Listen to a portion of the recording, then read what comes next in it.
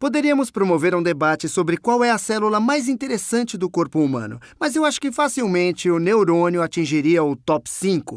E isso não apenas porque a própria célula neuronal é interessante, temos o fato dele constituir o cérebro e o sistema nervoso e ser o responsável por pensamentos e sentimentos, além de todos os nossos sentidos.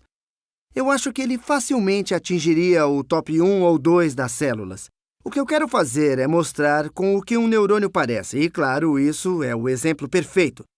Não é assim a aparência de todos os neurônios. Em seguida, vamos falar um pouco sobre como ele executa sua função, que é de comunicação, a transmissão de sinais por toda a sua extensão, dependendo dos sinais que recebe. Eu vou desenhar um neurônio. Deixa eu pegar uma cor melhor aqui. Acho que aqui dá. Vamos dizer então que tem um neurônio. Ele parece algo assim. No meio, você tem a soma ou corpo celular. Isso é um núcleo, como o núcleo de qualquer célula. Em seguida, a soma ou o corpo do neurônio. O neurônio tem essas pequenas coisas projetadas a partir dele que continuam se ramificando. Talvez se pareça com algo assim. Eu não quero gastar muito tempo desenhando o neurônio, mas você provavelmente já viu desenhos como esse antes. E essas ramificações fora da soma do neurônio, fora de seu corpo, são chamadas dendritos. Dendritos. Podem continuar a separação assim. Eu quero fazer um desenho razoavelmente correto e eu vou gastar um pouco de tempo fazendo isso, né? Então, essas coisas aqui são os dendritos. Eles tendem a receber estímulos nervosos. Mas nada é para sempre no caso da biologia. Às vezes, diferentes partes de diferentes células executam outras funções, mas os dendritos são por onde o neurônio recebe o seu sinal. E vamos falar mais sobre o que isso significa, receber e transmitir um sinal. Falaremos disso nesse vídeo e provavelmente nos próximos. Aqui é onde ele recebe o sinal. Então, esse é o dendrito. Isso aqui é o soma. Soma significa corpo. Este é o corpo do neurônio.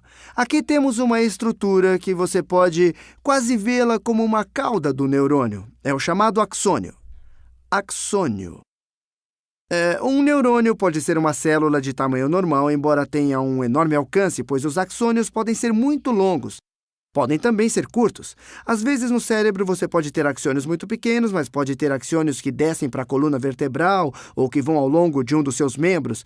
Imagine se falássemos sobre um dos membros de um dinossauro. Então, um axônio pode se esticar por vários metros. Nem todos eles têm vários metros, mas poderiam ter. E isso realmente é uma grande distância que o sinal percorreu. Então, vou desenhar o axônio. O axônio se parece com algo assim.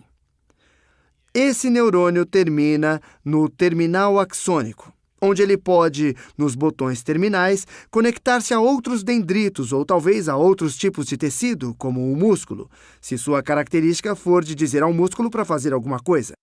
Então, no final do axônio, você tem os terminais axônicos aqui. É o melhor que eu posso desenhar, hein? Vamos aos nomes. Este é o axônio. Estes são os terminais axônicos.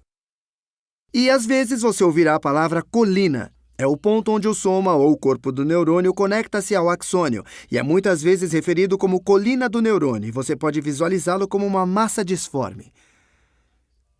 Ele começa a formar o axônio. Em seguida, vamos falar sobre como os impulsos se propagam. Em grande parte, o que permite os impulsos se propagarem eficientemente são estas células isolantes em torno do axônio. Vamos falar sobre isso em detalhes e como essas células realmente trabalham.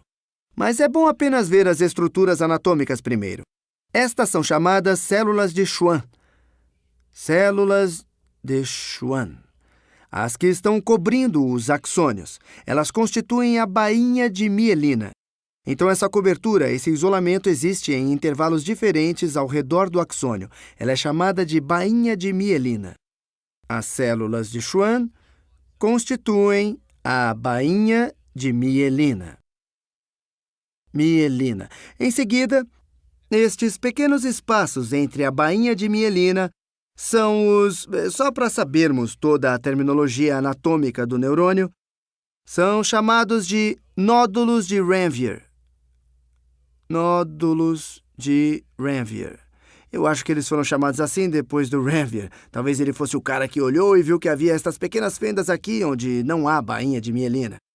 A ideia geral, como eu já disse, é que você recebe um sinal aqui. Vamos falar mais sobre o que o sinal significa.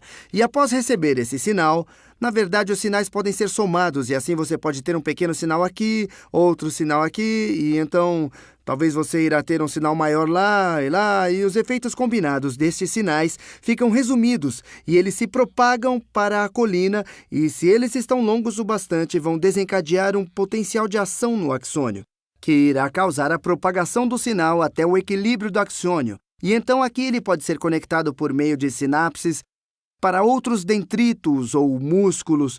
E vamos falar mais sobre sinapses e aquelas que ajudam a desencadear outras coisas. Você vai dizer, o que está desencadeando essas coisas aqui? Bom, isso poderia ser o terminal final de outros axônios dos neurônios, como no cérebro, poderia ser algum tipo de neurônio sensorial, poderia ser uma papila gustativa e uma molécula de sal ou de açúcar que poderia acioná-la, ou pode ser algum tipo de sensor. Poderia ser um monte de coisas diferentes e iremos falar mais sobre os diferentes tipos de neurônios. Tá legal? Fui!